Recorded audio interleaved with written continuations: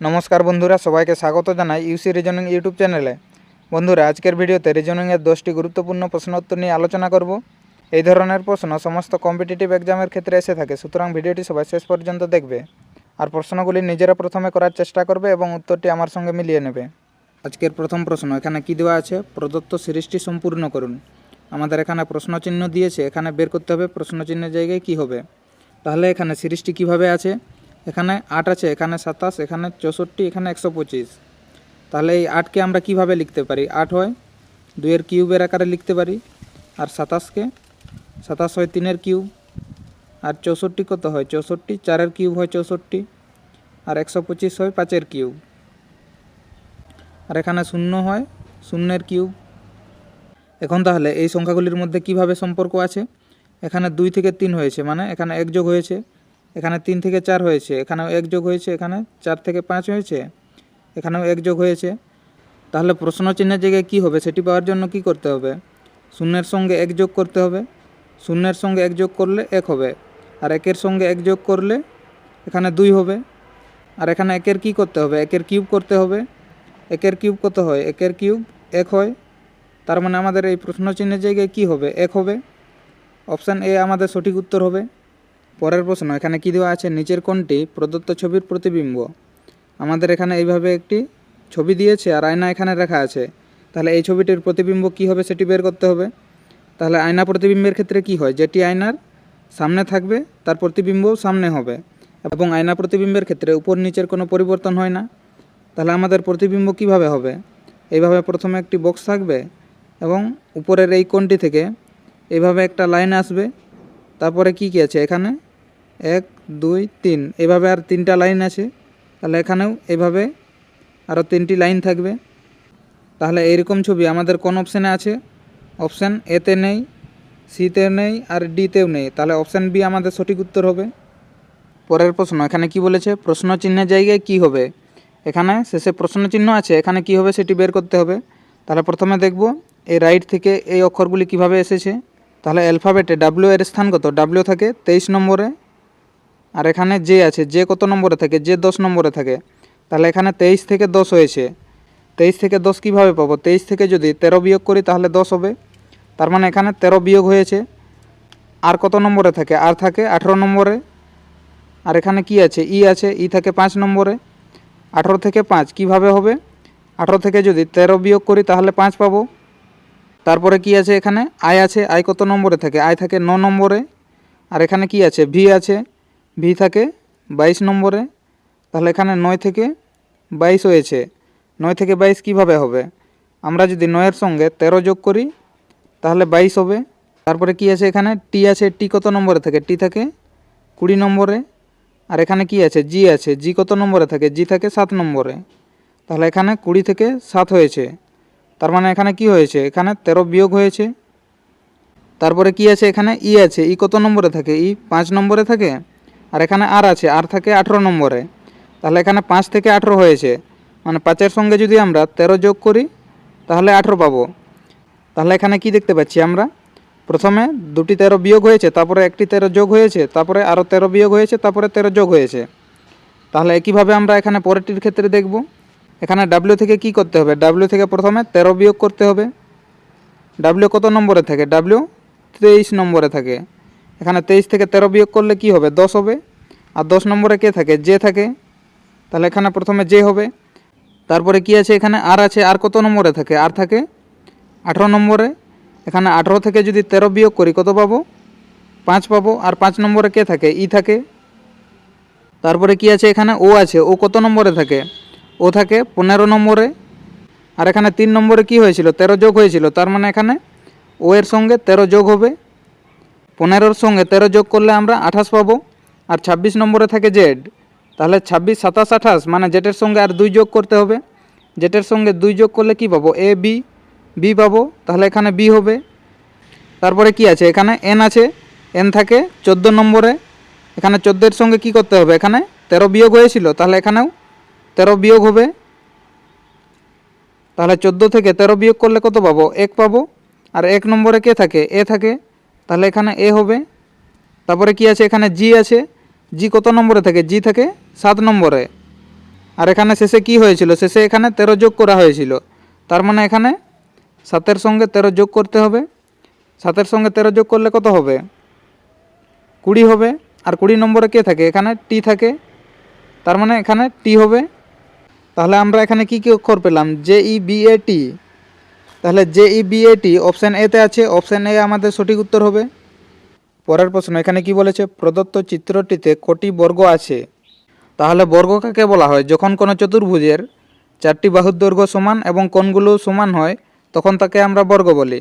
যখন কোনো বর্গের মধ্যে যদি এভাবে প্লাস চিহ্ন থাকে সেক্ষেত্রে বর্গ গণনার নিয়ম কি, যখন কোনো বর্গের মধ্যে এইভাবে প্লাস চিহ্ন থাকে সেক্ষেত্রে মনে রাখতে হবে যে সেখানে 5টি বর্গ গঠন করে। তাহলে এখন দেখব এই ছবিটির মধ্যে কটি বর্গ আছে। এখানে এভাবে একটি বর্গ আছে এবং এর ভিতরে আরেকটি ছোট বর্গ আছে, আর এখানে এইভাবে প্লাস হয়েছে। তাহলে আমরা এখানে একটি ছোট দেখতে পাচ্ছি, এর মধ্যে এইভাবে প্লাস হয়েছে, তার মানে এখানে 5টি বর্গ আছে।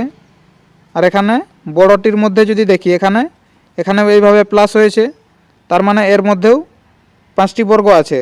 তাহলে এখান থেকে আমরা কটি বর্গ পাবো, 5 + 5 এখানে 10 হয়। তার মানে এই ছবিটির মধ্যে কটি বর্গ আছে, এখানে 10টি বর্গ আছে। অপশান সি আমাদের সঠিক উত্তর হবে।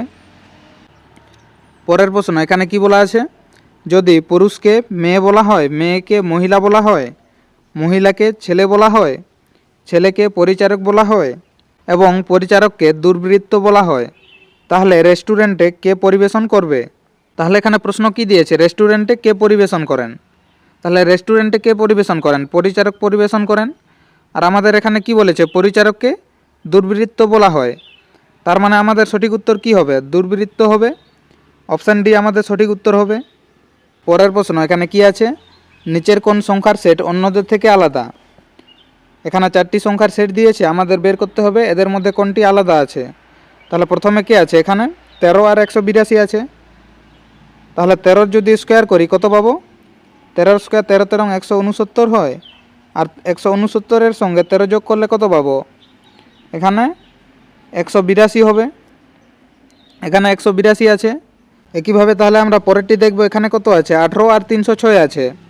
18 স্কোয়ার করলে কত পাবো, 18 স্কোয়ার 324 হয় এবং 324-এর সঙ্গে 18 যোগ করলে কত হবে, এখানে 342 হবে।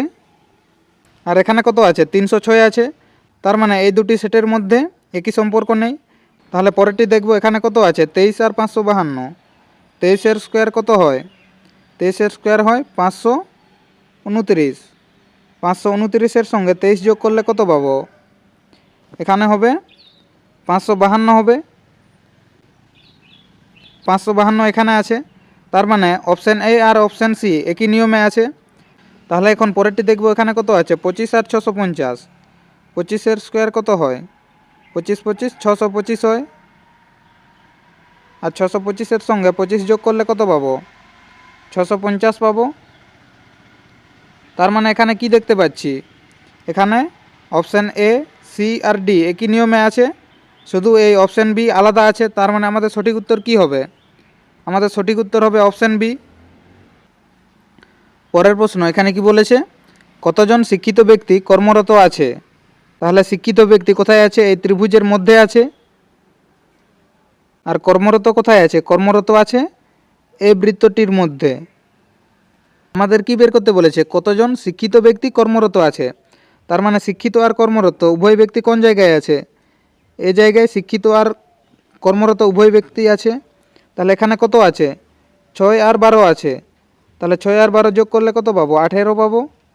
তাহলে আমাদের সঠিক উত্তর কি হবে, 18, অপশান ডি হবে। 18 জন শিক্ষিত আর কর্মরত উভয় ক্ষেত্রে আছে। পরের প্রশ্ন এখানে কি বলেছে, 2টা থেকে 3টার মধ্যে কখন মিনিট এবং ঘন্টার কাঁটা পরস্পরের সাথে 90 ডিগ্রি কোণ গঠন করবে। এখানে তাহলে কি বলেছে, 2টা থেকে 3টার মধ্যে সময়টি থাকবে, তার মানে আমাদের ঘন্টার সময় কত হবে, 2 ঘন্টা হবে।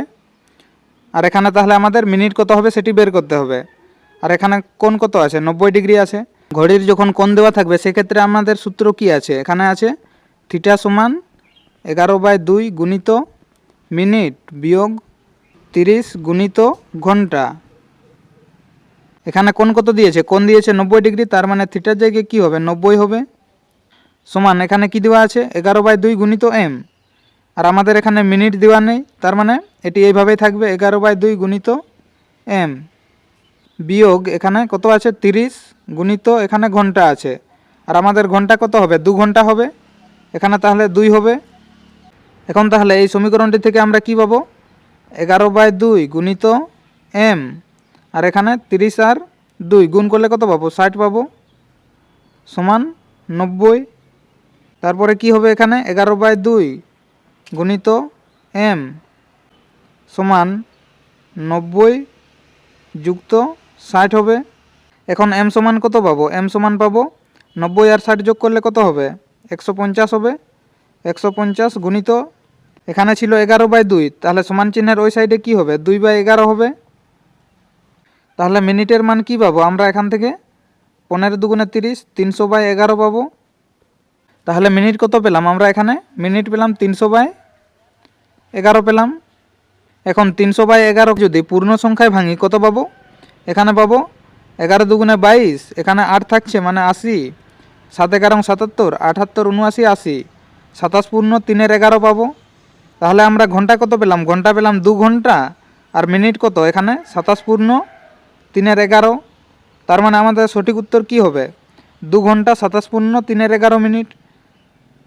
সঠিক উত্তর আমাদের অপশান সি হবে। পরের প্রশ্ন এখানে কি আছে, এ এর দিকে ইঙ্গিত করে বি বলল তোমার মা আমার মায়ের ছোট বোন, এ এর সাথে বি এর সম্পর্ক কি।